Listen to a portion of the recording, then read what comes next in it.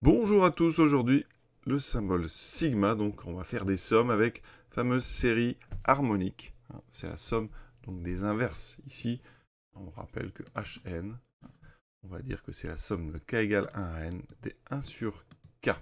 D'accord? Ici, ça veut dire que Hn, c'est 1 plus 1 sur 2, etc.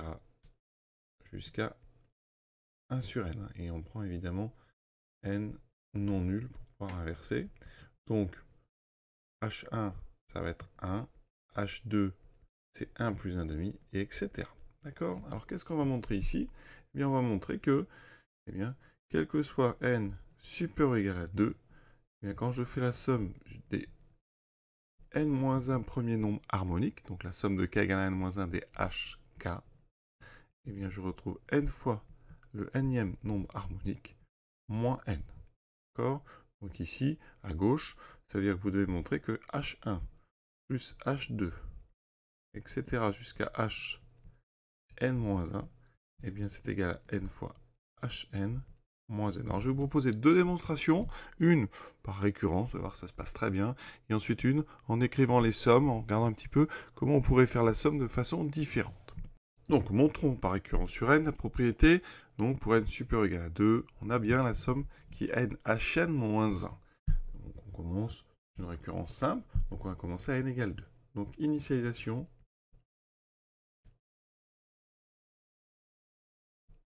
On initialise bien sûr à 2, parce que ici, pour n égale 1, ben on aurait un 0 ici, la somme ici n'aurait pas de sens. Donc on fait ça pour 1. De toute façon, après, ça donnerait un H0 qui n'existe pas.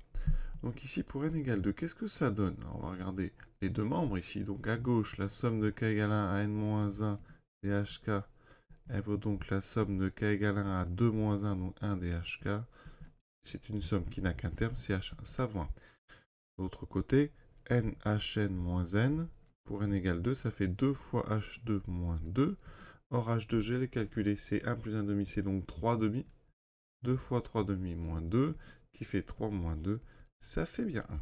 Ça marche très bien. Donc maintenant, on va passer à l'hérédité. On écrit donc soit n supérieur ou égal à 2, un entier tel que la propriété est vraie. Le but, c'est donc la propriété est vraie au rang suivant. On va donc devoir transformer somme de k égale 1 à n des hk et montrer que ça fait intervenir hn plus 1. Donc, ce qu'on va faire, c'est qu'on va partir donc justement de la somme de k égale 1 à n des hk. Alors, dans cette somme, vous avez la somme précédente. C'est la somme de k égale 1 à n-1 des hk, plus un terme qu'on a rajouté, hn. D'accord? Ici, on va pouvoir utiliser notre hypothèse de récurrence. D'accord? Donc, ça fait nhn moins n. Ça, c'est la somme de 1 à n-1, plus hn. D'accord? Ça fait intervenir hn. Donc, des hn, j'en ai combien? J'en ai n plus 1. Donc, hn, alors déjà, c'est très bien parce qu'on a le n plus 1 qui apparaît. Et ici, moins n. Alors, il faut trouver un lien entre hn et hn plus 1. Quel est ce lien? Eh bien, il est tout simple. hn plus 1, c'est donc la somme de k égale 1 à n plus 1 des 1 sur k. D'accord? Et dedans, ben, vous avez hn. Mais vous avez un terme en plus, 1 sur n plus 1. Donc, on peut remplacer hn par hn plus 1 moins sur n plus 1. Donc, ça donne ceci ici. n plus 1 multiplié donc par hn plus 1 moins 1 sur n plus 1 moins n. On va enlever les parenthèses et vous allez voir, on est arrivé. Ça fait donc n plus 1 hn plus 1 moins n plus 1 fois 1 sur n plus 1, donc moins 1 moins n.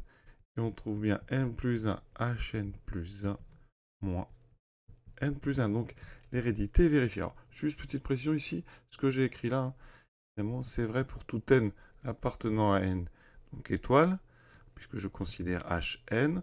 Donc c'est valable ici, puisqu'on est pour n supérieur ou égal à 2. Donc ici, on a terminé, le but est atteint.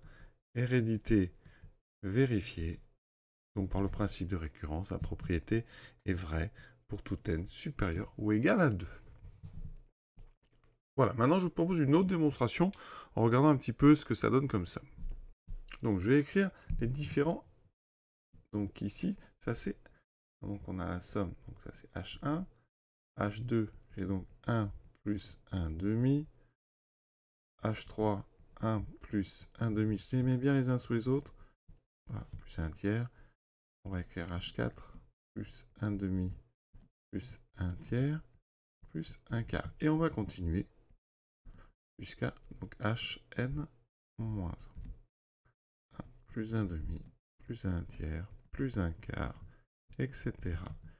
Alors il y en a beaucoup, hein, d'accord? Jusqu'au dernier 1 sur n moins 1. Et il faut faire la somme de tous les nombres qui apparaissent là. D'accord? Puisque nous, on veut la somme de toutes ces lignes.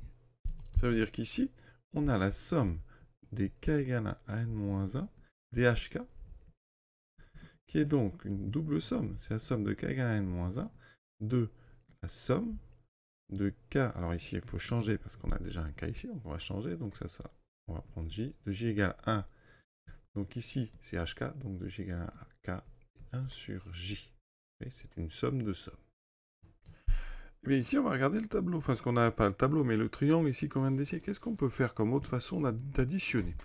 Alors, on pourrait additionner en diagonale. Mais en diagonale, vous voyez qu'on retrouverait exactement, si vous prenez par diagonale, je vais vous montrer. Ici, on trouverait H1, puis là, H2, H3 exactement. Et ici, on trouverait Hn-1. Donc en diagonale, ça ne changera pas. Là, pour l'instant, on fait l'addition. Donc ici, vous voyez, ligne par ligne. Et si on remarque, on a des colonnes ici de nombres identiques. Donc on va faire une addition par colonne. Et vous voyez qu'ici, la première colonne, ça n'est que D1. D'accord? Et D1, j'en ai n-1. Ici, j'ai donc n-1 fois 1. Plus ici, D1 demi. Mais D1 demi, j'en ai n-2, puisque j'en ai 1 de moins. J'ai n-2 fois 1 demi, etc.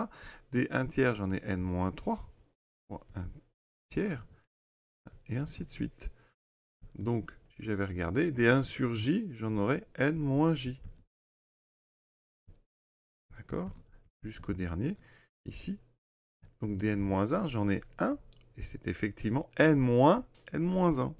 Donc là, j'en ai n moins 1, c'est-à-dire 1 fois 1 sur n moins 1. Et on va faire cette somme-là. D'accord? Donc, cette somme-là, si on l'écrit, elle donne donc la somme. Alors, ici, vous voyez que ce qui varie, c'est ce qu'il y a ici. On a n moins quelque chose, il faut multiplier par ce même quelque chose. Donc là, ça va être des n moins, alors on peut mettre par exemple i, multiplié 1 sur i.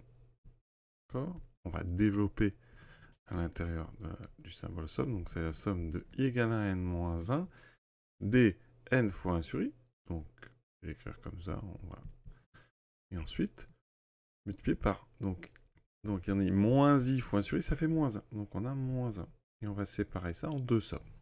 Ce qui me donne une première somme de i égale à n-1 des n fois 1 sur i.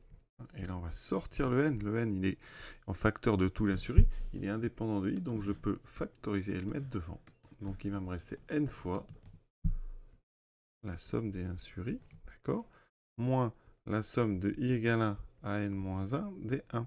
C'est toujours le même terme. On en a combien ici des termes? On va de 1 à n-1. On a donc n-1 terme. Ça veut dire qu'ici, j'ai n fois.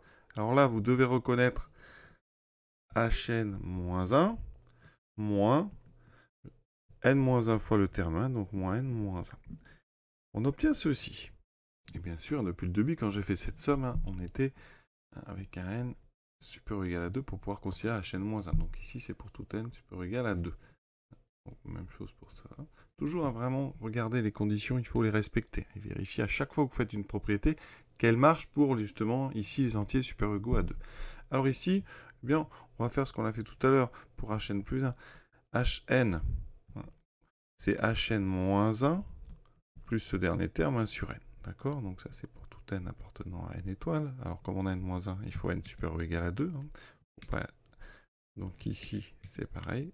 À cause du hn-1, on a ceci. Donc je remplace. N fois hn-1, c'est donc hn moins 1 sur n. Voilà. On obtient donc nhn. N fois 1 sur n, ça fait 1, donc moins 1. Moins n plus 1.